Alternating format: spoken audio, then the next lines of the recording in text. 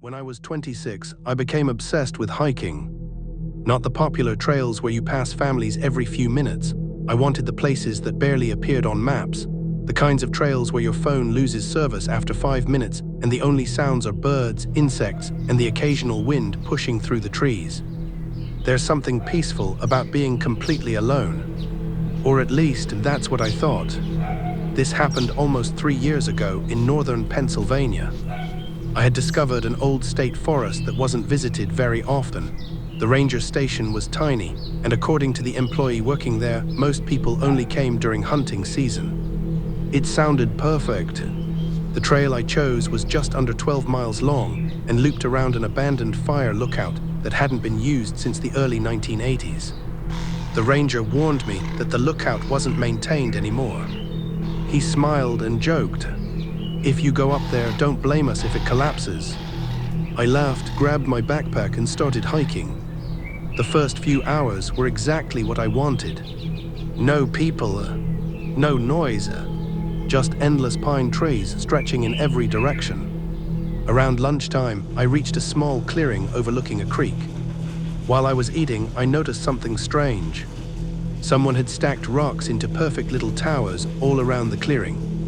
There must have been 20 of them. They weren't random either. They formed almost a circle. I assumed another hiker had done it. People leave weird little art projects in the woods all the time. I took a picture and kept moving. About another hour later, I came across something even stranger. A folding chair. Just one old camping chair. It was sitting in the middle of the trail facing deeper into the forest. No tent, no backpack, nothing else. I actually laughed. It looked like someone had forgotten it. I walked around it and kept hiking. After another mile, I stopped. Something felt wrong. I couldn't explain why. The forest had gone completely quiet. No birds, no insects, nothing. If you've spent enough time in the woods, you know silence isn't peaceful. It's unsettling. Usually it means something bigger is nearby.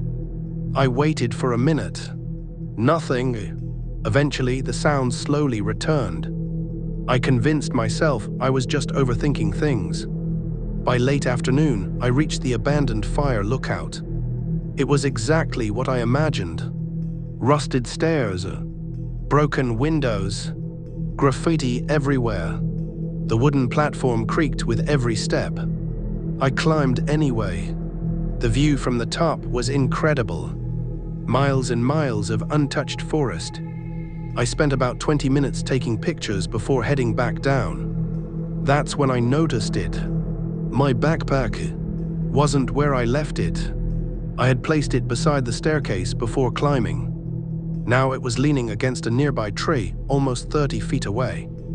At first I thought maybe I had remembered wrong, but I knew I hadn't. I always leave my pack next to whatever I'm climbing.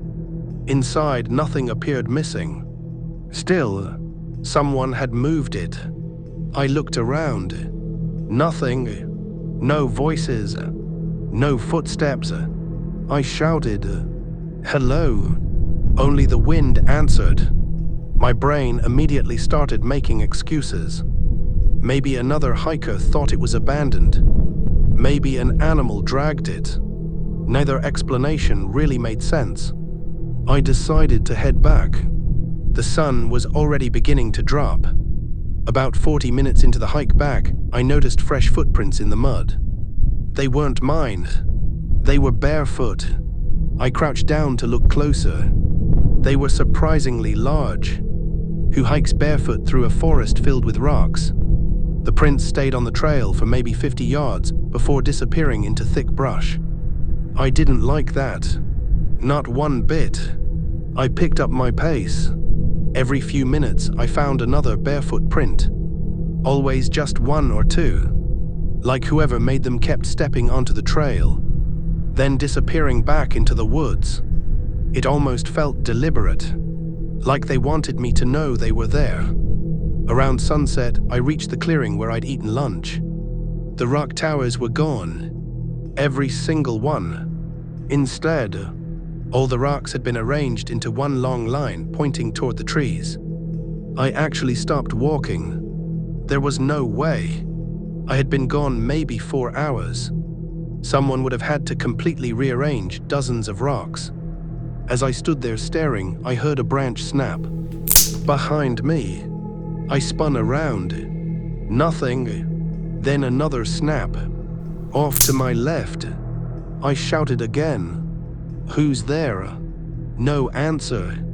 Just another snap. Closer. At that point, I wasn't trying to enjoy the hike anymore. I wanted my car. First, I started walking as quickly as I could.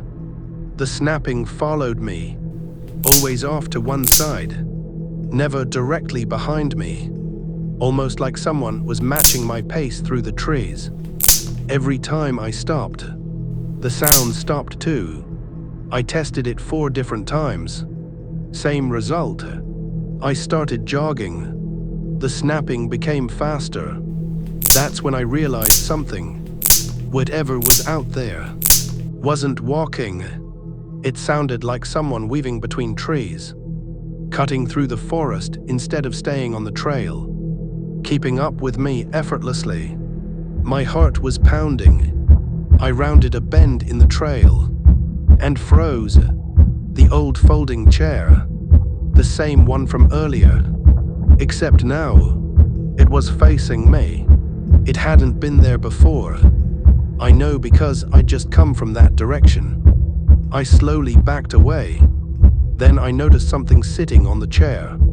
My water bottle, the exact one from my backpack. Someone had taken it, carried it ahead of me, and left it there. That's when I ran. Not jogged, ran. Branches whipped across my face. I didn't care. Behind me, I finally heard footsteps. Actual footsteps. Heavy, fast. Whoever it was wasn't trying to stay hidden anymore. I glanced back once. I wish I hadn't. About 50 yards behind me, I saw someone between the trees. Tall, thin, wearing what looked like dark rain gear despite it being almost 80 degrees. I couldn't see their face. They weren't running normally. They moved in these strange bursts, almost disappearing behind one tree, then suddenly appearing behind another. I sprinted harder. Eventually, I saw the parking lot through the trees. Only 2 vehicles remained, mine and an old pickup truck. I burst out of the woods and ran straight to my SUV. As I unlocked the door, I looked back. Nobody came out. The trail entrance was empty. I threw my gear inside and started the engine. As I pulled away, I noticed the pickup. Its windows were too dirty to see inside. But sitting on the dashboard was another one of those stacked rock towers. I drove straight to the ranger station. The same older ranger was locking up. I told him everything. He listened without interrupting. When I finished, he sighed, then asked me one question. "Did you see the chair?" I remember every hair on my arm standing up. I asked how he knew about it. He told me hikers had been reporting that chair for years. Nobody knew who owned it.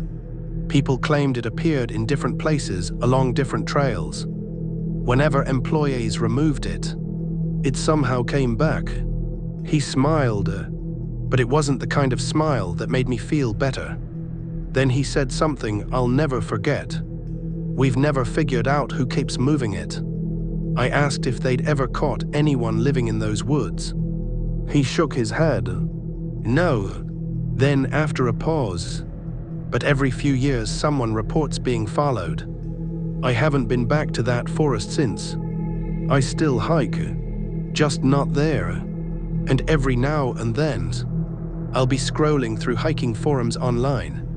Someone will post a picture from that exact state forest. Most people comment on the beautiful scenery. Almost nobody notices what's hidden in the background. But I always do. Way back between the trays, there's an old folding chair, facing the trail, like it's waiting for the next person to walk by.